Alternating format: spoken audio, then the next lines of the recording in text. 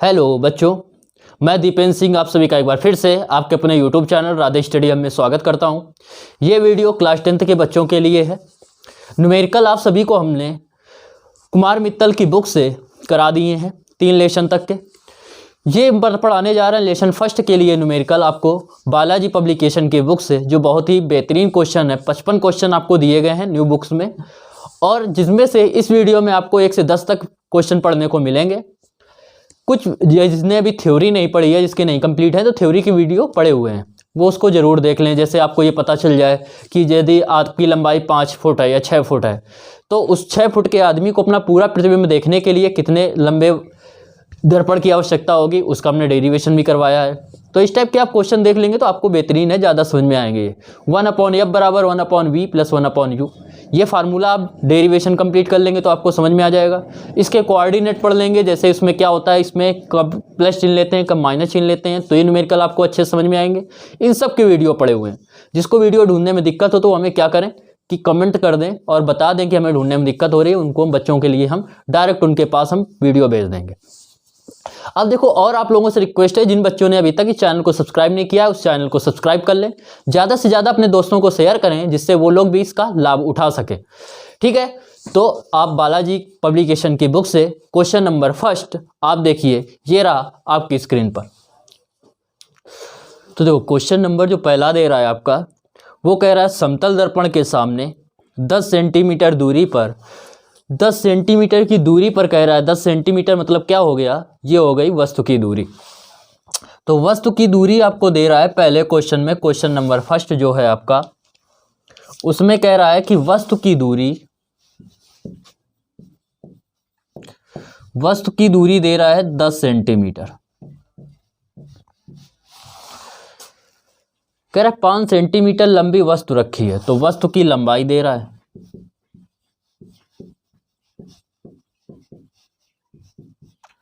वस्तु की जो लंबाई है ओ डैश, वो आपको दे रहा है, कह रहा है कि 5 सेंटीमीटर है। 5 सेंटीमीटर ये हो गई वस्तु की दूरी। अब आपसे कह रहा है कि प्रतिबिंब की लंबाई ज्ञात कीजिए, तो प्रतिबिंब की लंबाई आपको निकालना है। तो देखो, प्रतिबिंब की लंबाई निकालने के लिए सबसे पहले लगाएंगे कि माना प्रतिबिंब की लंबाई,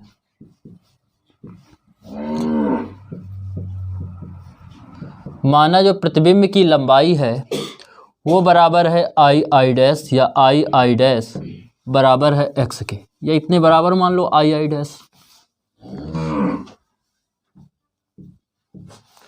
आई डैश मान लिया।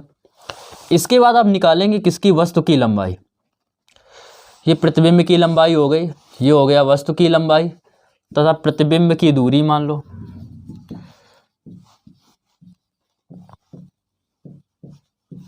प्रतिबिंब की दूरी मान ली v।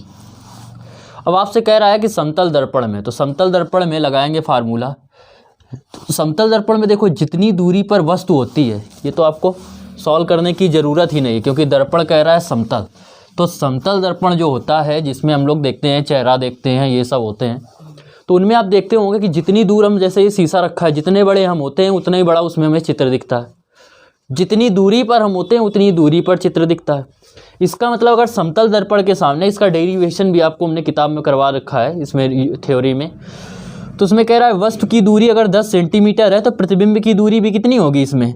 समतल दर्पण कह रहा है तो प्रतिबिंब की जो दूरी आएगी वो बराबर होगी कितनी, 10 सेंटीमीटर।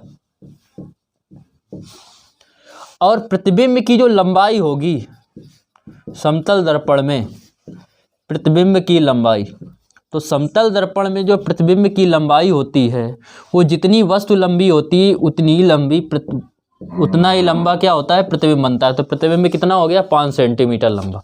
तो इसका आंसर क्या आ गया, 5 सेंटीमीटर। बात समझ में आई। ये हो गया आपका पहला क्वेश्चन। देखो, सेकेंड नंबर क्वेश्चन आपको स्क्रीन में दिख रहा है। क्या दे रहा है, कह रहा है कि एक बच्चे की लंबाई 130 सेंटीमीटर है।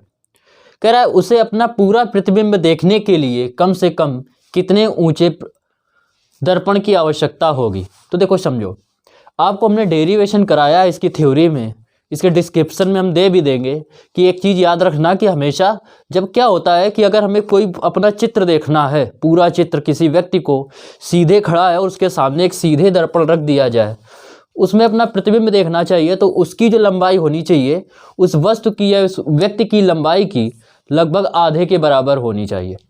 मतलब अगर ये 130 सेंटीमीटर लंबी वस्तु है तो इसका पूरा प्रतिबिंब देखने के लिए इसके आधी लंबाई के हमें प्रतिबिंब दर्पण की आवश्यकता होगी। तो आवश्यक दर्पण, तो बच्चे का पूरा प्रतिबिंब देखने के लिए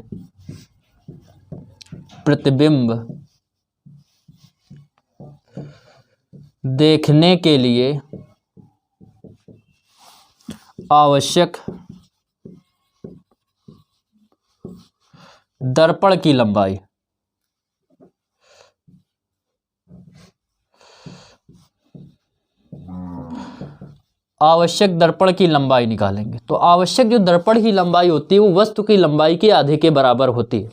वस्तु की लंबाई आपकी दे रहा है 130 130, इसका आधा करेंगे तो आ जाएगा 65 सेंटीमीटर, और ये हो गया इस क्वेश्चन का आंसर।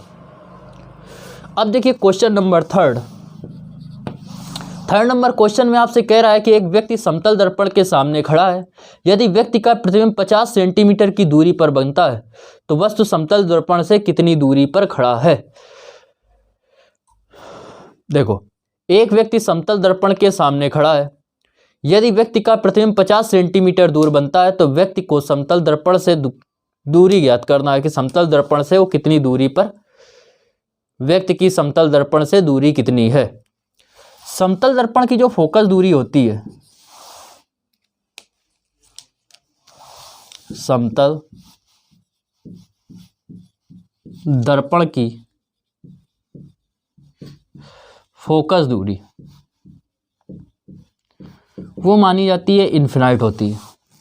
ये हो गई। अब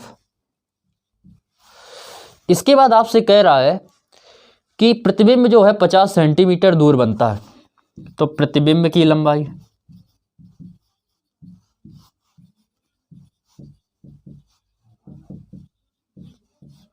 प्रतिबिंब की दूरी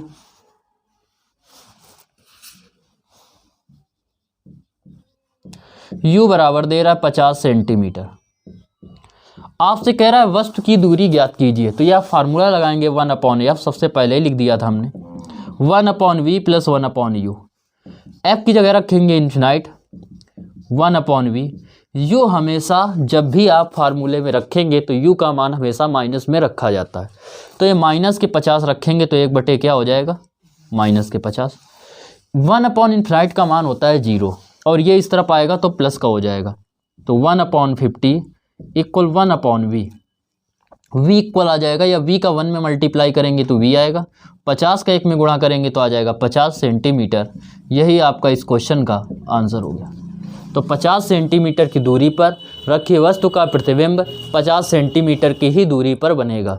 जैसा कि हमने समतल दर्पण में बताया भी आपको कि क्या होता है कि वस्तु जितनी बड़ी होती है उसका प्रतिबिंब भी उतना ही बड़ा बनता है, और जितनी दूरी पर रखी होती है वो उतनी दूरी पर भी बनता है। जितने वेग से आप प्रतिबिंब की ओर, दर्पण की ओर दौड़ेंगे, समतल दर्पण की ओर, प्रतिबिंब भी क्या करेगा, उतने ही वेग से, उसी वेग से आपकी ओर दौड़ता हुआ प्रतीत होगा। देखो 4 नंबर क्वेश्चन देखिए। 4 नंबर क्वेश्चन में आपसे कह रहा है कि एक अवतल दर्पण है जिसकी वक्रता त्रिज्या 40 सेंटीमीटर दी गई है। आपसे कह रहा है कि इसकी फोकस दूरी ज्ञात कीजिए। तो फोकस दूरी आपको जैसा कि पता है,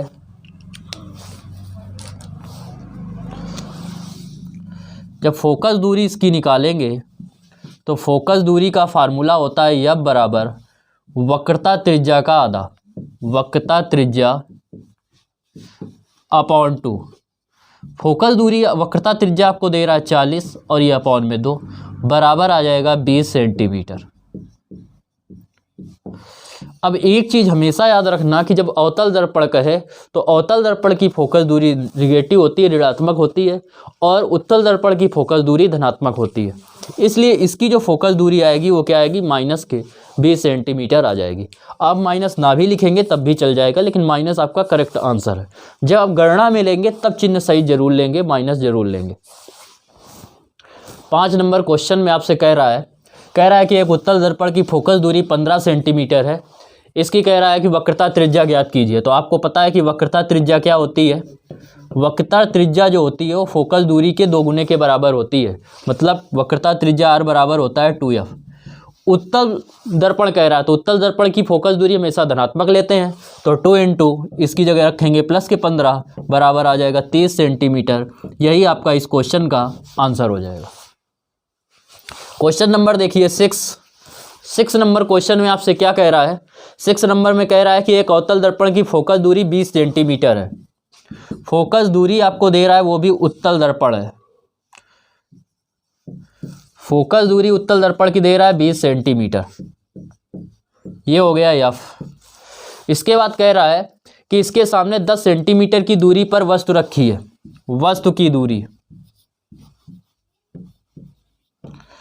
वस्तु की जो दूरी है u वो दे रहा है आपको कितनी 10 सेंटीमीटर, सॉरी 30 सेंटीमीटर। और आपसे कह रहा है कि प्रतिबिंब की स्थिति ज्ञात कीजिए कि प्रतिबिंब कहाँ स्थित है ये आपको बताना है। तो देखो तो उत्तल दर्पण है तो उत्तल दर्पण की फोकस दूरी तो किस में होती है धनात्मक, लेकिन वस्तु की दूरी चाहे उत्तल हो चाहे अवतल हो इसको किस में लेते हैं ऋणात्मक। तो इसलिए हमारा जो फार्मूला हो जाएगा फोकस दूरी का, फोकस दूरी 1/f बराबर 1/v plus 1/u। 1/f, f की जगह रखेंगे 20, उत्तल दर्पण है इसलिए प्लस में रखेंगे, बराबर 1/v आपको ज्ञात करना है। u हमेशा माइनस रखते हैं तो प्लस का था तो माइनस हो जाएगा, ये हो जाएगा 30। 30 को इस तरफ लाएंगे तो माइनस का है प्लस का हो जाएगा। तो ये 1/v इक्वल 1/20, ये मतलब 20, ये इस तरफ आएगा 1/30। तो 1/v इक्वल, इसमें एलसीएम लेंगे 60 आ जाएगा। 20 से 60 को डिवाइड करेंगे, 60 को डिवाइड करेंगे तो आएगा 20 3 60। 30 से इसको डिवाइड करेंगे 2 बार जाएगा। 1/v equal 3 2 5/60। 5 से डिवाइड करेंगे 12 पंचे 60। 1/v बराबर 1/12। v का 1 में गुणा करेंगे v आएगा, 12 के 1 में करेंगे 12 आएगा, तो 12 सेंटीमीटर। और ये आपका आंसर हो गया। ये इस क्वेश्चन का क्या है आंसर है। धनात्मक आ रहा है, इसका मतलब प्रतिबिंब कैसा बनेगा, आभासी बनेगा।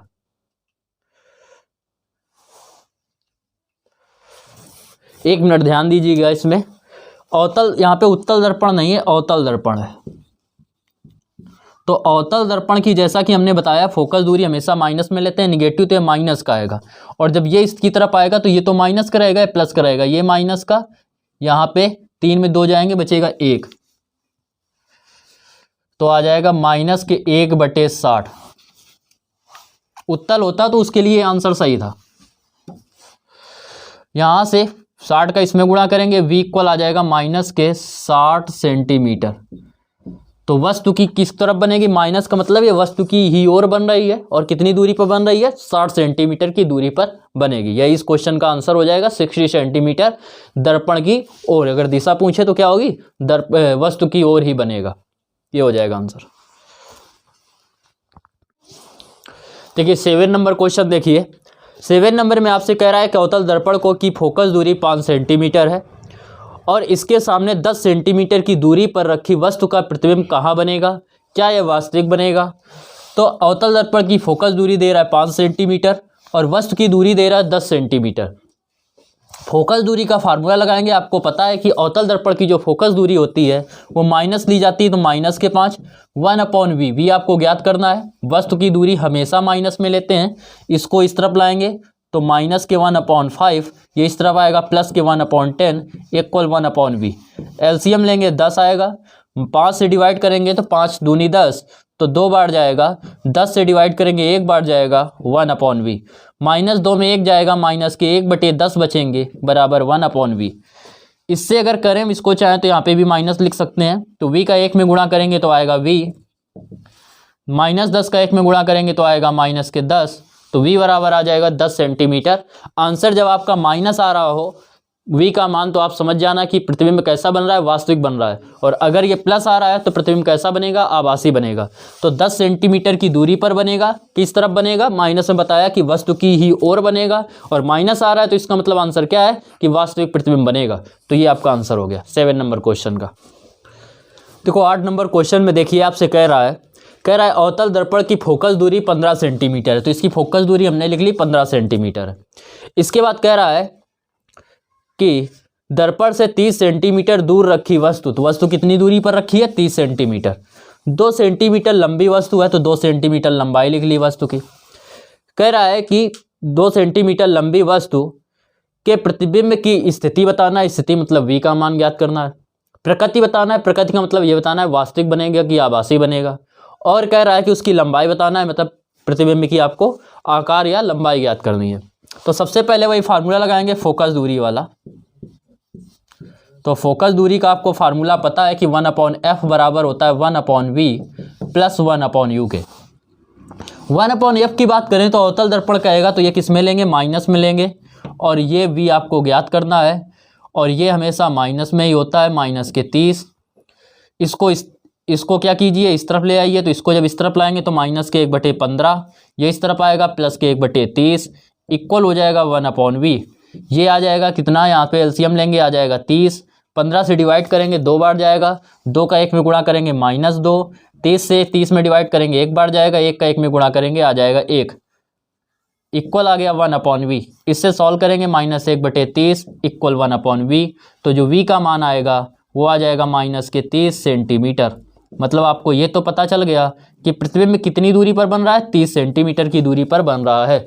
और जब माइनस में आंसर हो तो हमने बताया था उसकी प्रकृति कैसी होगी, वो वास्तविक होगा। तो ये एक चीज़ पता चल गई कि क्या होगा, 30 सेंटीमीटर की दूरी पर बन रहा है। दूसरी चीज़ आपको पता चल गई कि कैसा प्रतिबिंब होगा, प्रतिबिंब क्या होगा, आभासी वास्तविक होगा, माइनस है तो वास्तविक होगा। अब बचा इसके आकार की बात, तो आकार के लिए आप लगाएंगे फार्मूला रेखीय आवर्धन का। रेखीय आवर्धन यम बराबर आपको पता है कि I dash upon O dash बराबर होता है -v/u के। I डैश आपको ज्ञात करना है प्रतिबिंब की लंबाई, वस्तु की लंबाई आपको दे रहा है 2, वस्तु की लंबाई हमेशा पॉजिटिव ही लेते हैं। v का मान आपको दे रहा है -30, तो जब यहाँ माइनस रखेंगे पहले से है तो प्लस के 30 हो जाएगा। u का मान रखेंगे आप 30 माइनस के 30 रखेंगे तो -30 आ जाएगा। 30 से 30 कट गया आएगा 1, और ये माइनस है तो माइनस का 1 हो जाएगा, 2 का 1 में गुणा करेंगे तो 2, तो -2 आ जाएगा, तो -2 सेंटीमीटर। अब देखो यहाँ भी आपको समझने की बात है कि जब इसका आंसर क्या हो -30 हो तो इसका मतलब क्या है, यहाँ पे v का मान माइनस हो तो इसका मतलब प्रतिबिंब कैसा बन रहा है, वास्तविक बन रहा है। और अगर यहाँ माइनस है तो इसका मतलब प्रतिबिंब क्या बन रहा है, उल्टा बन रहा है। अगर प्रतिबिंब की लंबाई माइनस में आ रही है तो प्रतिबिंब कैसा बन रहा है, उल्टा बन रहा है। तो इसका आंसर होगा कि प्रतिबिंब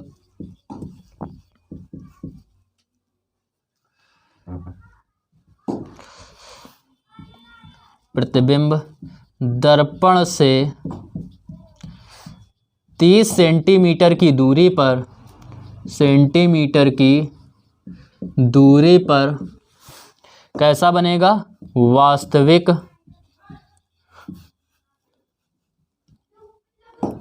वास्तविक और यहाँ से क्या पता चल रहा है, उल्टा बन रहा है, ठीक है। और कैसा बन रहा है, वास्तविक, उल्टा तथा 2 सेंटीमीटर लंबा बनेगा, 2 सेंटीमीटर लंबा बनेगा।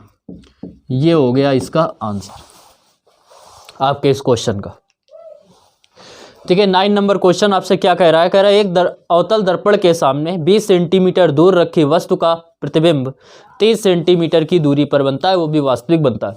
आपसे कह रहा है कि क्या करना है, किसकी फोकस दूरी ज्ञात करनी है। तो फोकस दूरी का फार्मूला आपको पता है कि 1/f बराबर होता है 1/v प्लस 1/u। आपको जैसा कि पता है कि हमेशा फोकस दूरी तो ये ज्ञात ही करनी है। v जब वास्तविक कहेगा तो आपको बता चुके हैं माइनस में लेते हैं तो माइनस के 30, u हमेशा माइनस में लिया जाता है तो माइनस के 20 हो जाएगा। 1/f इक्वल एलसीएम लेंगे तो कितना आ रहा है, ये माइनस चाहो तो आप ऊपर लगा दो, कैलकुलेशन में आसान हो जाएगा। 60 एलसीएम लेंगे, 30 से डिवाइड करेंगे, कितने बार जाएगा, 30 दूनी 60, तो 2 का ऊपर -1 में गुणा करेंगे -2, 20 से इसको डिवाइड करेंगे जब 60 को तो 20 3 60, 3 बार जाएगा। और 3 का जब 1 में गुणा करेंगे तो क्या आ जाएगा, -3 आ जाएगा। तो 1/f इक्वल ये आ जाएगा -5/60, 5 से डिवाइड करेंगे 12 पंचे 60, तो 1/f इक्वल 1 इस माइनस को नीचे ले लीजिए 12, f का 1 में गुणा करेंगे तो f आएगा, और -12 के 1 में गुणा करेंगे तो -12 आ जाएगा। तो इसकी जो फोकस दूरी होगी वो 12 सेंटीमीटर आएगी। और अवतल दर्पण में आपको पता है कि अवतल दर्पण की फोकस दूरी माइनस में आती है, इसलिए इसका आंसर किस में आया, माइनस में आ गया। और ये आपका इस प्रकार क्वेश्चन नंबर 9 आपका कंप्लीट हो गया। देखो 10 नंबर क्वेश्चन देखिए। 10 नंबर क्वेश्चन में आपसे कह रहा है कि अवतल दर्पण की वक्रता त्रिज्या 60 सेंटीमीटर है। तो इसकी वक्रता त्रिज्या हो गई 7 सेंटीमीटर। 5 सेंटीमीटर लंबी वस्तु है, तो वस्तु की लंबाई हो गई 5 सेंटीमीटर। और प्रतिबिंब वस्तु की जो दूरी है वो दर्पण से 45 सेंटीमीटर की दूरी पर रखी है, तो इसलिए प्रतिबिंब की जो दूरी आएगी वो आ जाएगी वस्तु की जो दूरी होगी वो 45 सेंटीमीटर। आपसे कह रहा है कि प्रतिबिंब की आकार, आकृति व प्रकृति बताना है। तो सबसे पहले निकालेंगे क्या, फोकस दूरी। तो जब फोकस दूरी निकालेंगे तो फोकस दूरी यह बराबर आपको पता है कि होता है वक्रता त्रिज्या का आधा। तो वक्रता त्रिज्या दे रहा है 60/2 करेंगे तो आ जाएगा 30 सेंटीमीटर, ये आ गया। और अवतल दर्पण की फोकस दूरी माइनस में होती है, इसलिए -30 इसको ले सकते हैं। अब आप निकालेंगे क्या, फार्मूला लगाएंगे 1/f बराबर 1/v प्लस 1/u के। 1/f फोकस दूरी दे रहा है 30, गणना के लिए क्या लेंगे, -30 क्योंकि अवतल दर्पण है। इसके बाद 1/v ज्ञात करना है। u हमेशा माइनस में लेते हैं, तो u कितना आ जाएगा 45। इसको इस तरफ लाएंगे तो -1/30, ये इस तरफ आएगा +1/45 और इक्वल हो जाएगा 1/v। इन दोनों में एलसीएम लेंगे तो देखेंगे एलसीएम आ रहा है 90।